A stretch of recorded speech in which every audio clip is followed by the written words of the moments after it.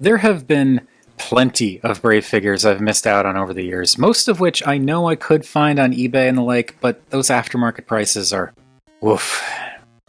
I've had a little luck from time to time, though. Got a hold of Land Bison for a decent price. I still have my DX Galgaigar, and at one point I even had a Pegasus Saber, though I never got around to actually making a video on that one. Dino Geist is another such case, and as you've probably guessed by now, I've managed to get a hold of one after years of pining. It was a bit of an ordeal, and he's not in the best of shape, but it's a figure I've been wanting for a while, and the price was agreeable, so here we are. This vehicle mode, I think it's supposed to be some kind of jet, is pretty solid when you consider the age of the toy and other limitations. It's kind of SR-71-ish, particularly at the front, but it's also definitely a bit sci-fi, which I guess is appropriate since, you know, giant robot and all. It falls apart in a few places when you start to notice the big red blocks sitting just above the wings, just right here, the gaps in the sides, the fact that the wings are so teeny, clearly visible fists around the back, but I don't know, I still like it.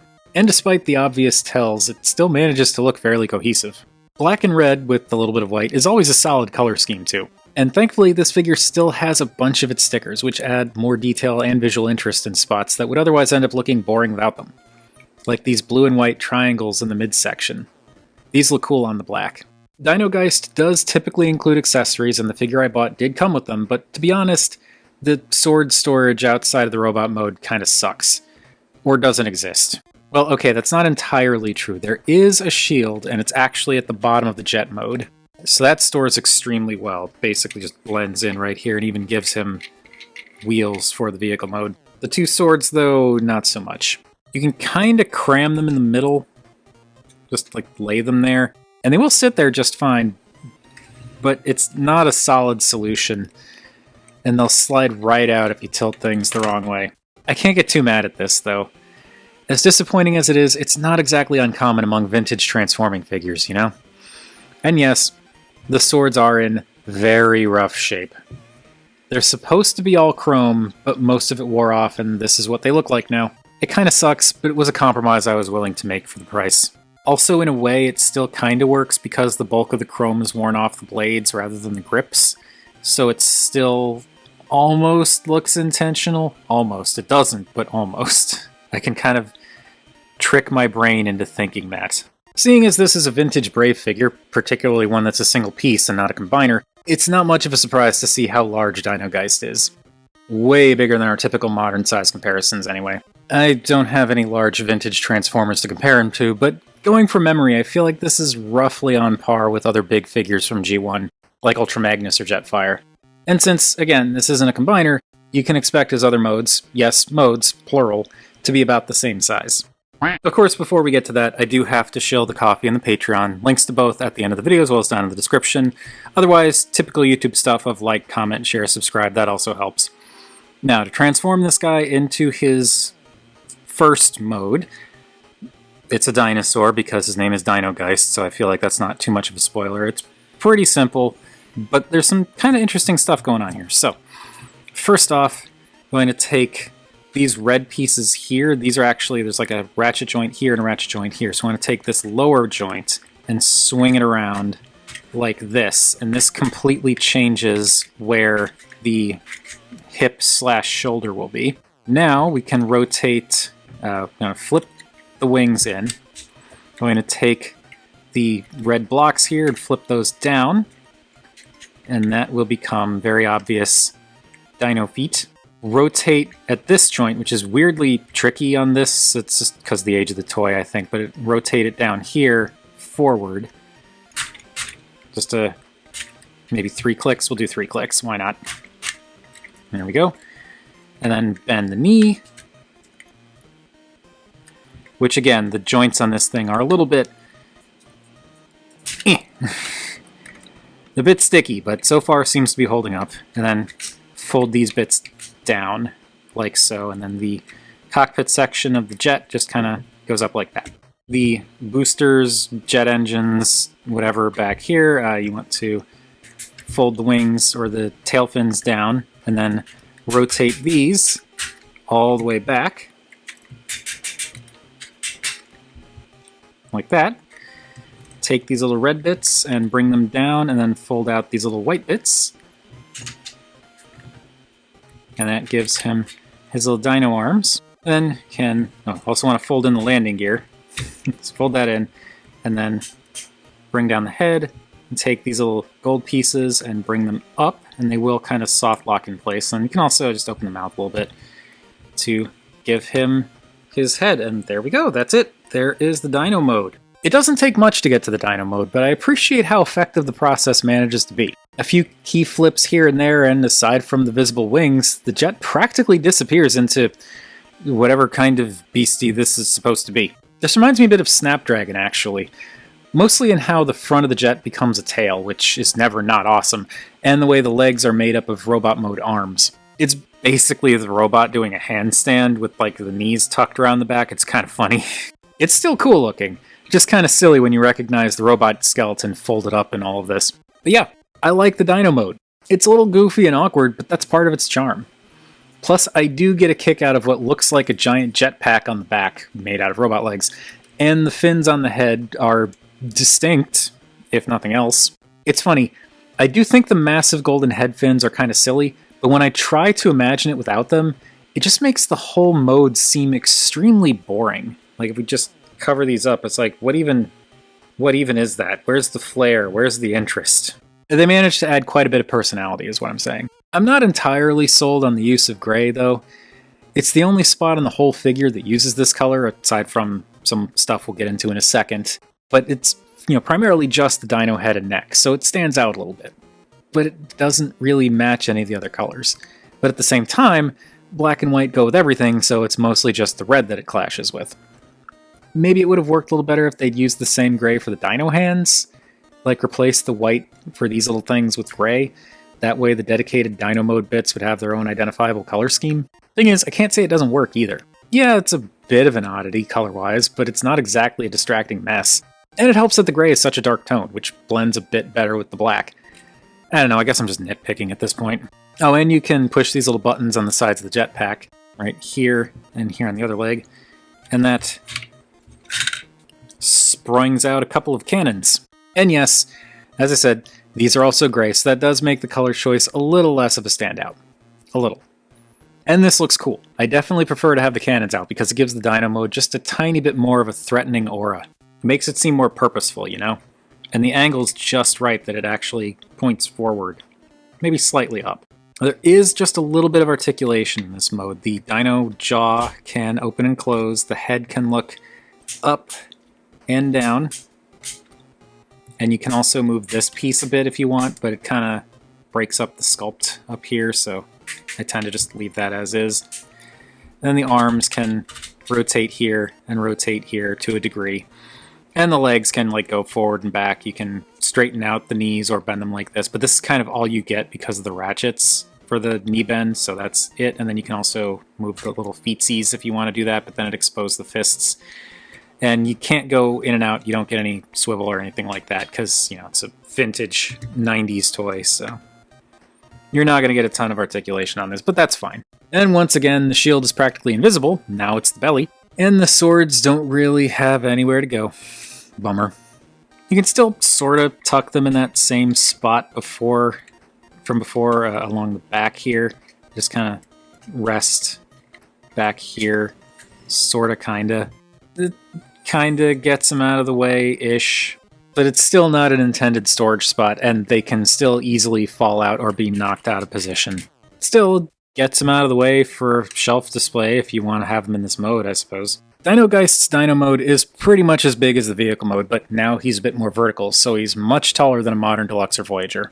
I want to say this is roughly leader height? Yeah, roughly leader height. Except, while he is bipedal, he's also a little hunched, so expect him to get just a bit taller once we get to his third and final form. Speaking of, let's do that. So, first gonna tuck these cannons back in. Because of the age of things, I like to bring them back and then just push the button to push them in the rest of the way rather than try and snap it into place. Again, just because of the age. Going to fold up and tuck in the dino arms, close the mouth, and straighten out the head. Next, we're going to unplug the shield. And what you want to do to unplug the shield is I find it's best to actually kind of push down very slightly up here because it kind of clips in going this way and this way. So if you just push down, it should pop out very easily. So just push down, pull this out, and this can go off to the side. And now we've got this going on. I want to take the dino head and swing it up and in, and it'll just kind of nestle in here. Now we can take the jetpack section of the dino, because remember, this is how the dino was originally oriented, and bring these bits up. Yeah, that ratchet's pretty much dead. That's fine. Fold back the tail fins, and then open up the feet. And this is something that kind of bummed me out because it wasn't made clear in the listing for this thing. There's a gear mechanism on the inside of the feet that allows the foot and heel to open kind of at the same time, as you can see. It's a little bit rough here, but it's absolutely destroyed in here. Some of those teeth are just gone. And it's fine. It's like, it is what it is. It's an old toy. I'm not that broken up about it. But what bums me out is it makes getting this guy to stand symmetrically a little bit annoying. I have to kind of play with the heels and the toes a little bit to get him standing quite right. But it's doable. It just sucks that it kind of makes that a little bit more harder. Anyway, going to now rotate these dino legs down so that they can be proper arms. And now we're going to take these flaps and bring them out, and they will actually soft lock out to the sides. They were straight up for the vehicle mode and then down like this for the Dino mode, so now they sit in this kind of third position here. Take the flaps or wings and bring those down, and then the feet just swing back around to where they were for the vehicle mode. So those just swing back around. That comes down.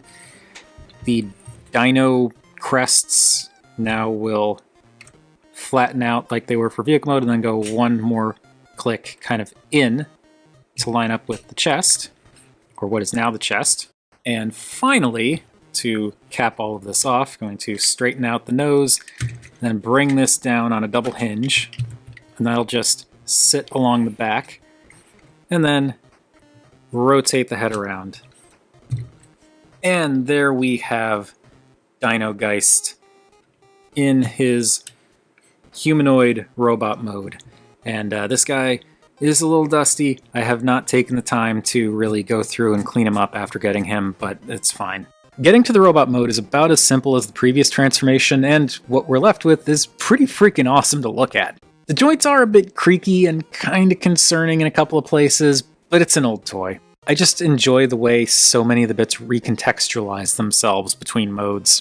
Like how the shoulder pads are straight up in jet mode to be more flush with the contours of the sides of the jet, then fold all the way down for the Dino mode to tuck in and clean up the legs, and then stick out to the sides more prominently for robot mode to give him some of the most threatening power suit pads I've ever seen. Dino Geist is kind of a brick, but this guy has presence, and his proportions are actually pretty solid for an older figure like this. A lot of these details were flipped around in the other modes, so this is the first time we're really getting to notice things like the slightly chitinous plating along the lower legs, or the knee claws, teeth. They look cool, whatever they are. Of course, my favorite detail is the way the dino head and neck fold up and become most of the chest detailing. Thanks to a few stickers and some well-placed sculpting, the head just kind of vanishes into the torso while giving it this incredible golden chest piece that looks like it's made from a pair of ornate battle axes. The robot mode is even impressively clean, all things considered. Over 30 years old, and the only real kibble here is the tiny winglets hanging off the forearms and calves, plus the front section of the jet, which feels negligible, really. The winglets are easy to ignore, and the nose cone backpack is actually pretty compact for what it is. Plus, you can use it to store the shield if you really want. You just use the little peg on the inside of the shield, and you can use the screw hole right there to kind of peg the shield in. It sticks out a bit, but it stores it. And there's this really cool dedicated bump behind the backpack you can use to store both of the swords. You can kind of see right here, there are slots on either side there. And the swords just slide in. I'm actually going to have to angle this back down. But the swords slide in relatively easily if you get the right angle. You want it kind of up. But yeah, they slot in like that. And that's actually really cool sword storage. That does not want to stay in, but that's probably also not intended. I love the sword storage because when you put them in, they sit at this really cool, almost ornate angle. I'm not sure how utilitarian this placement would be in a fight, but it makes me think of those decorative wall-mounted sword displays where two swords are crossed behind a shield or a crest or something. I just think that's neat. Now this head is weird. Cool, but weird. The shape is a little odd. It's kind of trapezoidal. And it looks like he's either wearing a helmet that might be a couple sizes too big or his forehead is massive. But proportions aside, the design of it looks fantastic. The segmented faceplate and angry-looking visor, which almost looks like little fangs towards the bottom, are both great. He's got this neat little red gem in the top there. I also really like the tiered horns. You got the two giant pointy bits up top, and then two smaller versions about halfway down. Something about that comes off as really threatening, you know? Which I guess is fitting, seeing as this is the big bad of the show. At least I'm pretty sure that was the idea. I've never actually watched it. Now, as I said, and as you probably expect, because this is a Brave toy from the 90s, the articulation is lacking. He's kind of a brick. The head does rotate, though, so that, I think, is essential for most toys, even old ones. It just adds a little bit extra to the posability. The shoulders do move forward and back, like we saw for the transformation, which is, of course, a little bit tricky to do with the ratchets being what they are, but they can go all the way around. You've got the elbow bend, but it's basically just straight or at this less than 90-degree angle. You can kind of go between the two detents, but that's kind of all you're getting. No in and out, no rotation. The legs can swing... Whoop, there goes the shield again. Just put that off to the side. The legs can go forward a little bit. You get knees, but like you can't really do anything with them. And that's pretty much it. You don't get thigh rotation. The legs can't go in and out. There's no ankle tilt. Not that you need it with the legs not being able to go in and out. And then because of the gearing, you can't really do much with the toes either. Not that you would want to. So yeah, he's a brick, more or less. But a very cool looking brick. Now, like I said before, you do have storage options for the weapons, and they work well. Particularly the swords, finally. But you can also use the weapons as weapons. Shocker, I know. Either sword or both can peg into either hand. Just slide that in as you would expect. So he can dual wield his rather ornate and villainous looking blades, which, yes, they are worn as heck, but that's what happens with a 30-plus-year-old toy sometimes. And the shield can peg into the side of either forearm. There's a little peg hole right there and a little peg there. So that just pegs in and rotate it into place. And the inner tabs on the shield are shaped just right so that it can sit parallel to the arm even with the big wing hinge on the side.